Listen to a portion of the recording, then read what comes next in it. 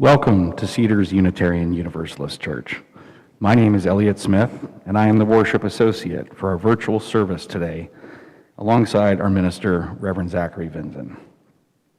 Before we start, let's acknowledge that members of our congregation occupy the ancestral, traditional, and contemporary lands of Coast Salish tribes, the homelands of the Suquamish, Duwamish, Klallam, and Chimicum people, were ceded under duress through the Point Elliott and Point No Point treaties.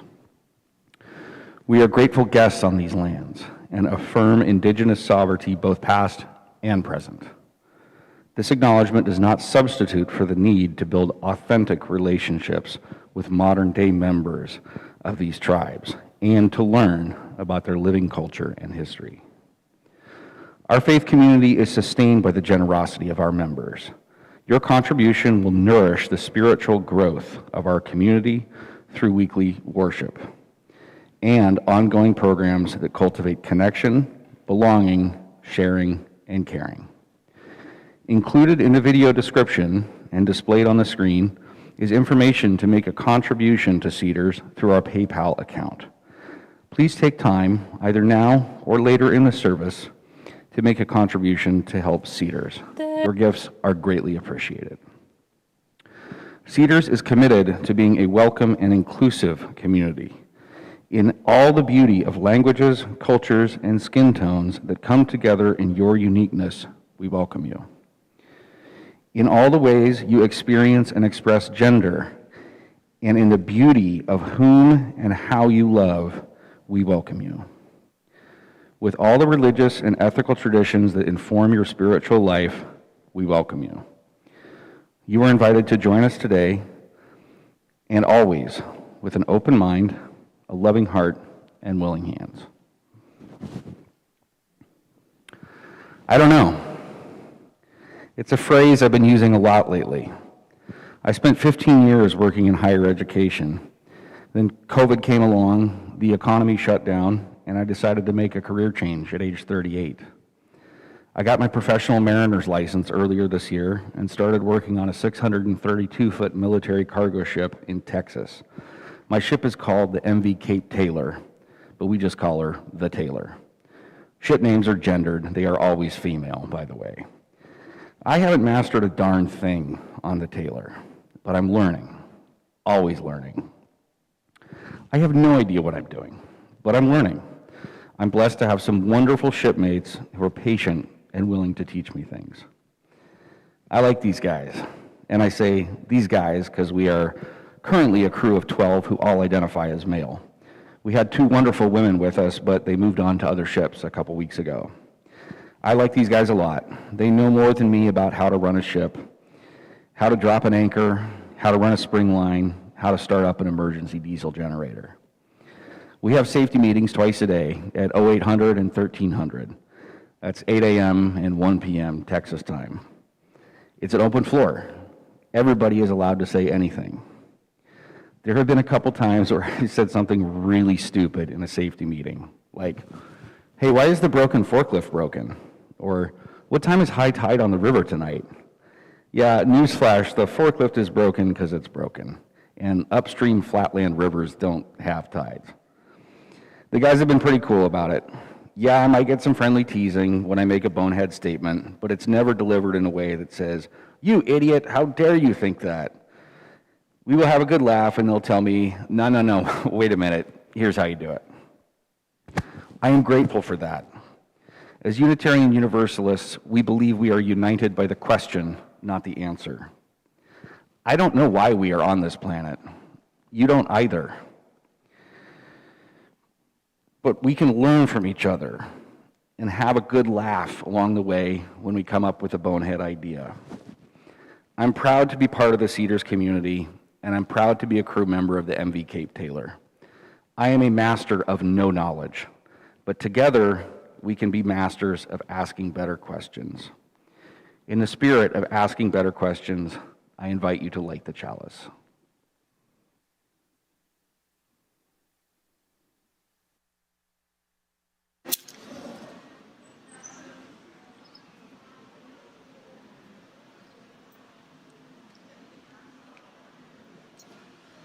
As we come together to worship, we remind ourselves to treat each other kindly, as we are all one family, to take good care of the earth because it is our home.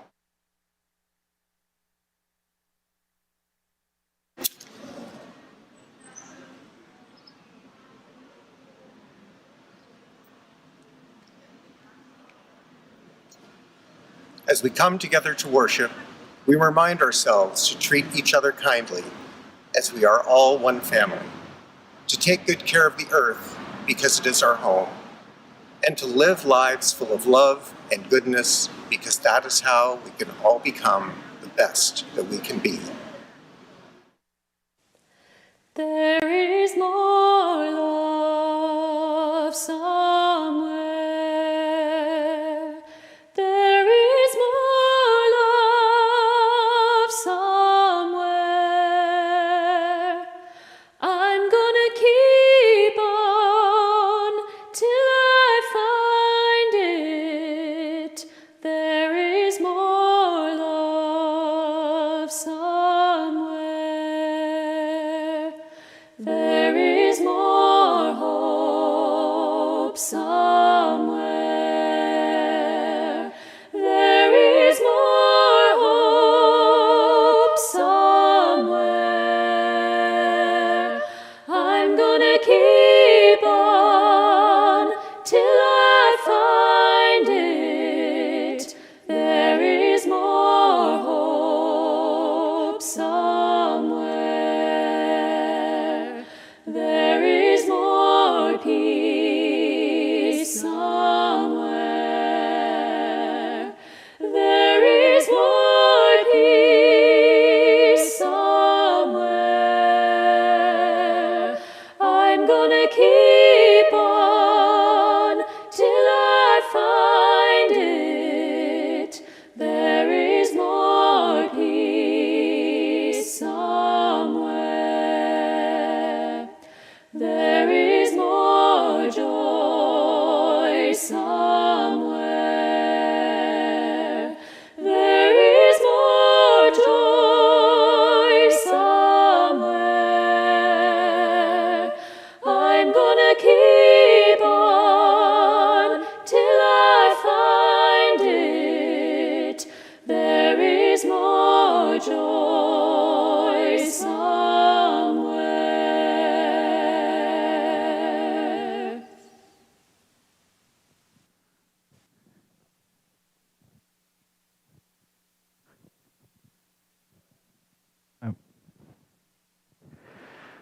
Hello, everyone, and thank you for joining us for another of our live stream services here from Webster Hall. We're hoping that this experience continues to keep people connected. We're also hoping that we will be able to return soon to having a fully hybrid service with folks here every Sunday in Webster Hall as well as online. However, in order to make that happen, we do need people to help.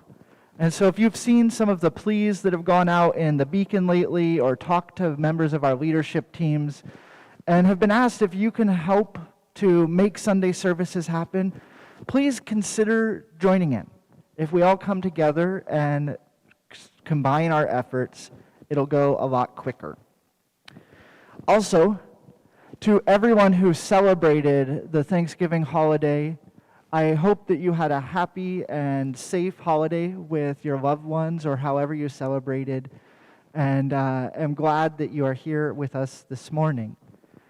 Also, as a special thanks to my husband, Elliot, who today joined us as our worship associate.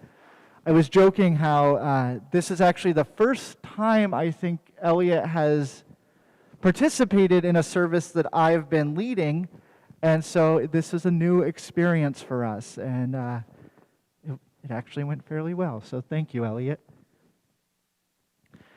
So today we're talking about what I'm calling the myth of mastery. And I'll be honest, I'm not 100% sure where I got this phrase, but it's been stuck in my head, kind of floating around for a while. And every time it comes up, I find myself have a reaction to the word mastery. What does it mean?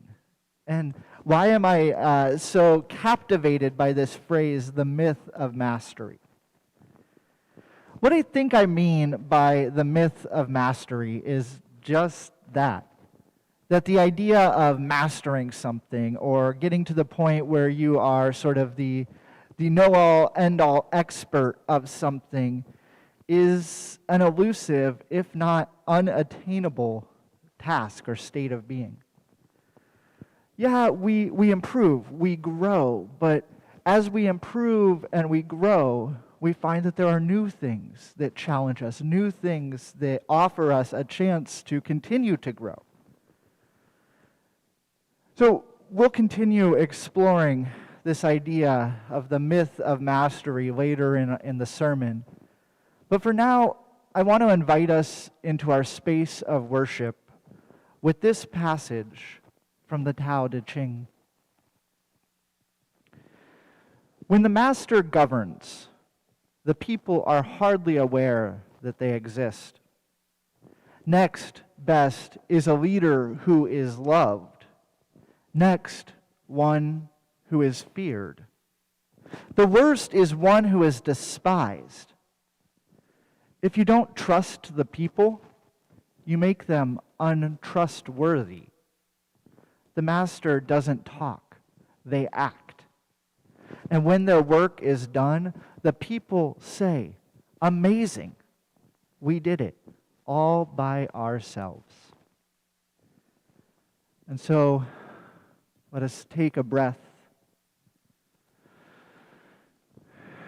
and center ourselves in this moment as we join together in worship this day. Come, let us worship together.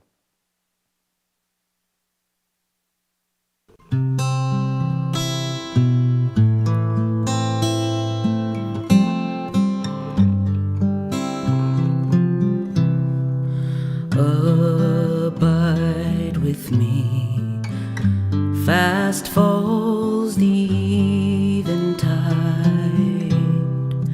the darkness deepens, still with me abide, when other helpers fail and comforts flee. Help of the helpless, oh, abide with me. Swift to its close, ebbs out life's little day. Earth's joys grow dim, its glories pass away. Change and decay in all around I see. O thou who changes not, abide with me.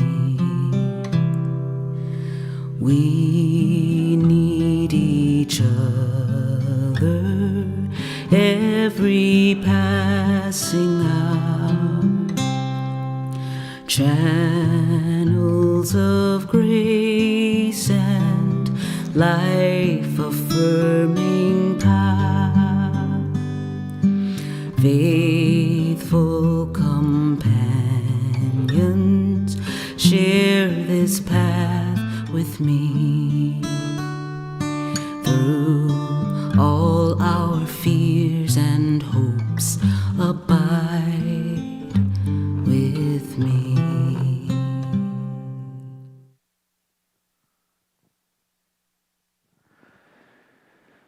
Please join me in a moment of prayerful reflection with these words by Reverend Lynn Cox. Spirit of life, ever adapting and renewing, we come together with yearnings that do not match. We yearn for stability, for even one moment of feeling like we know what is going on. We also yearn to know what comes next, to predict and to prepare for what comes next. Yet also, we yearn for change. We ache for a world that turns aside from racism, violence, dehumanization, and disregard for suffering. We pray for a change in the illness, grief, isolation, incarceration, and vulnerability of our loved ones. We reach for connections that will remind us that we are worthy as we are, and we reach for connections that will help us to become our best selves. Hold us in the heart of both and. Cradle us in the mystery. Cherish us in the eternal presence of love. And encourage us on the path of growth and development. As individuals and as a people, help us become who we are called to be. Lead us to open paths to deeper wisdom through reconciliation, self-respect, and mutual respect, compassion, owning and making amends for our mistakes.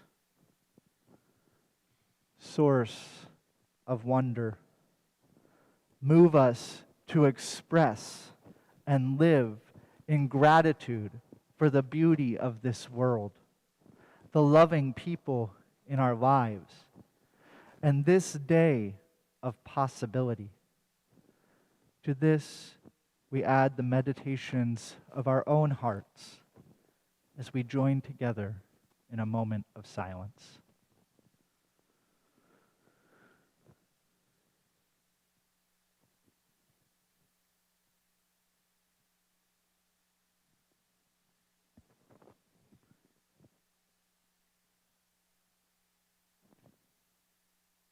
Amen. So, Eliot started his reflection by saying, I don't know. And I feel similarly. There are a lot of things I don't know. I think about that phrase that, if I had $1 for everything I didn't know, I would be quite rich, I imagine. There's a lot of things I don't know. There are things I have learned, and there are things that I know that I need to keep growing. And to give you an example of some things I've learned, I want to talk a little bit about me. So, I'm left-handed, and which means that I have spent a lot of time in my life translating things that I've learned from right-handed friends, family members, teachers, into my own left-handed actions. Learning it right-handed, translating it into my left hand.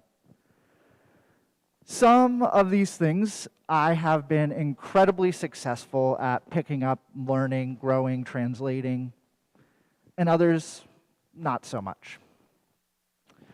It took me some time when I was a kid, but eventually I got to the point where I could write 100% of the time with a pencil in my left hand.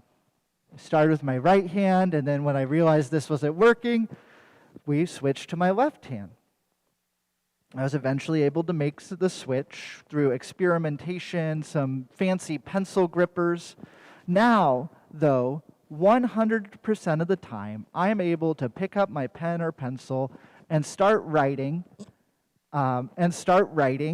without even thinking about it. I am left-handed. Well, most of the time. I learned that I can swing a hammer in either hand. This is something I wasn't even aware of until when I was about 17 years old. I was helping a family friend rebuild a fence that had blown down in a windstorm. something I think Jeff Phillip can relate to since he had that happen recently. But I was helping Barb rebuild her fence, and while I was putting boards up, I took the hammer and I nailed, and when I got to the midpoint, I switched hands and just kept going. To which Barb stopped me and she goes, "What did you just do?" I was unaware and just like hanging up some boards. And she goes, "Well, you can use the hammer with both hands and you're left-handed." I had never realized that before, but I had learned to use this tool in both hands. There's some things that I have never quite been able to translate from my right hand to my left hand. So for instance, if you ever go bowling with me, you'll learn that I bowl exclusively right-handed. I try to bowl left-handed, I've tripped, I have stepped over the line onto the oil slick and slid. I have done a number of things. I am a right-handed bowler. The same is true about throwing darts for me.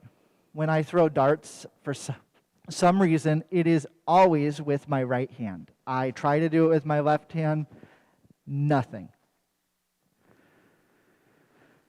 I would not say that I have necessarily mastered being left-handed. These examples I've showed with you are, say, I'm proficient at some things left-handed, some things right-handed, some things with both. I have not mastered being left-handed.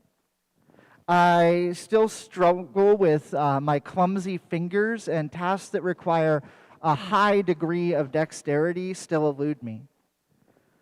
Clumsiness aside, I also realize that there are lots of things that I simply don't know how to do, and still others that I'm just frankly not interested in learning. I'm not interested in taking up those activities. So thinking about this, and the line between what I can and can't do with my left, or right hand for that matter, I'm reminded a quote that many first-year philosophy students in college spend some time wrestling with in their epistemology classes, or classes dealing with theories of knowledge. And this quote tells us that the more you know, the more you realize you don't know. The more you know, the more you realize you don't know. In Aristotle's view, this line is meant to capture a feature of knowing that makes life grow more and more complex as our understanding becomes more sophisticated. That when we know something new, we then know that that thing is connected to something. That to know things complicates our ability to understand and to make sense of the world.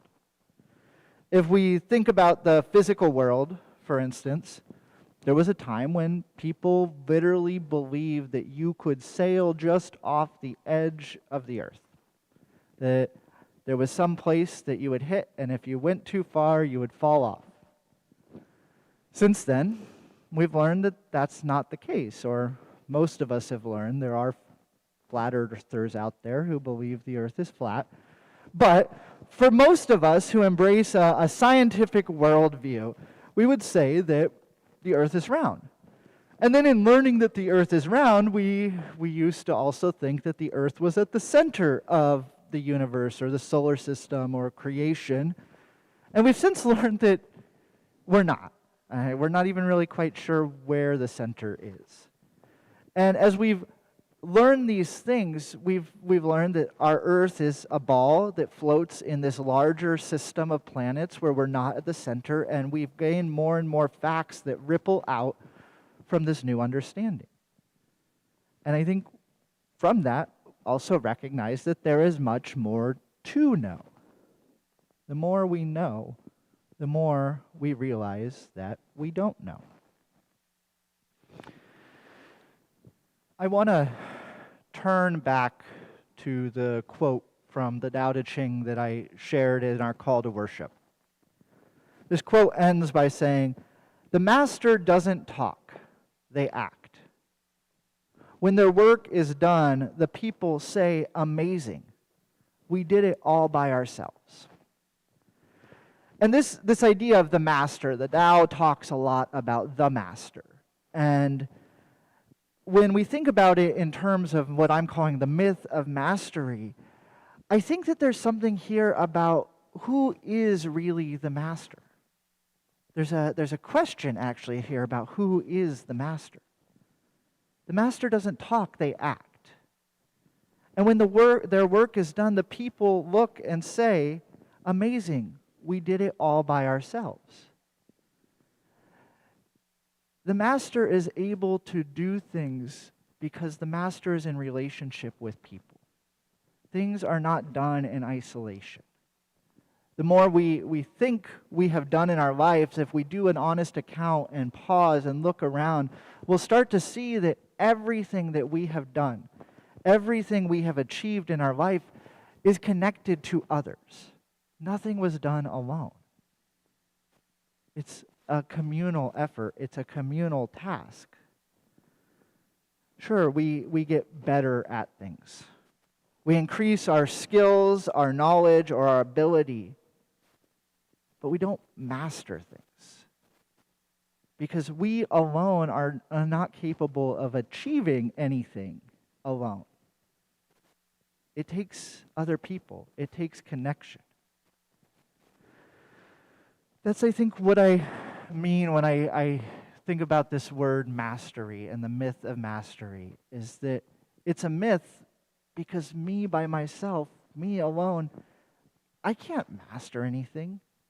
We've come a long way with how we do things with virtual services, and if you were all here, you would see that there are a bunch of other people in this room right now.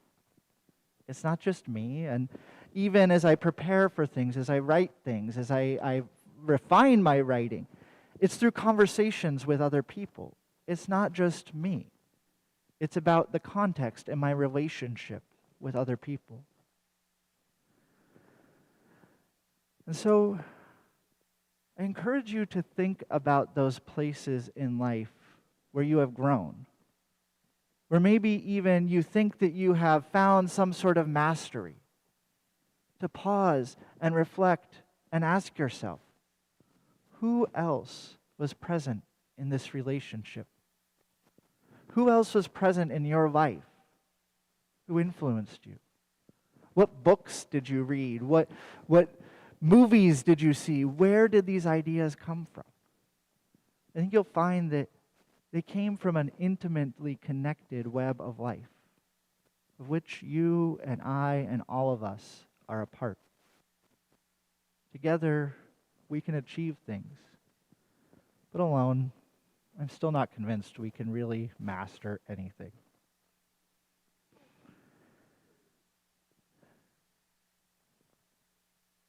To the glory of life.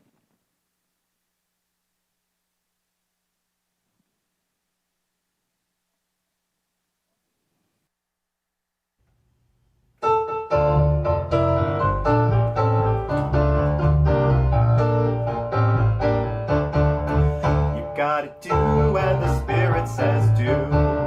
You gotta do when the Spirit says do. When the Spirit says do, you gotta do. Oh Lord, you gotta do when the Spirit says do. Spirit says do. Spirit says do. Spirit says do. Spirit says do. Spirit says do. Spirit says do. Gotta sing when the Spirit says sing. You gotta sing when the Spirit says sing. When the Spirit says sing, you gotta sing. Oh Lord, you gotta sing when the Spirit says sing. Spirit says sing. Spirit says sing. Spirit says sing. Spirit says sing. Spirit says sing. Spirit says sing. You gotta dance when the Spirit says dance. You gotta dance when the Spirit says dance. When the Spirit says dance, you gotta dance. Oh Lord, you gotta dance when the Spirit says dance. Spirit says dance. Spirit says dance. Spirit says dance. Spirit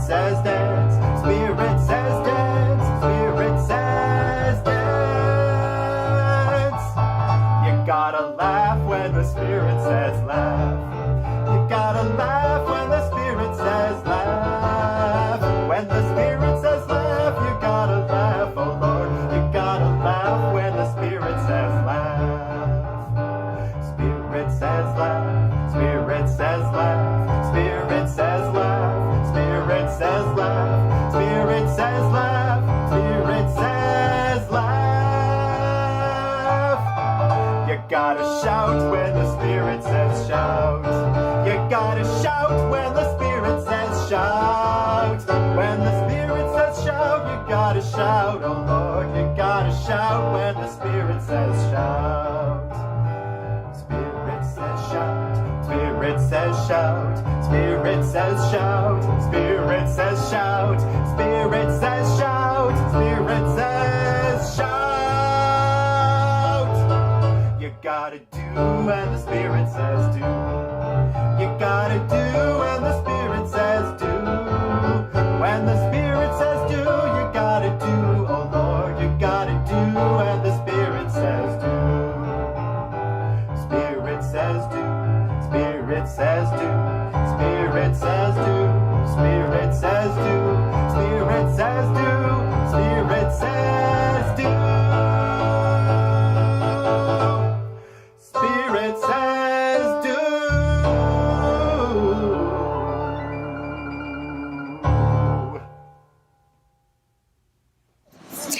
We extinguish this flame, but not the light of truth, the warmth of community, or the fire of compassion. These we carry in our hearts until we are together again.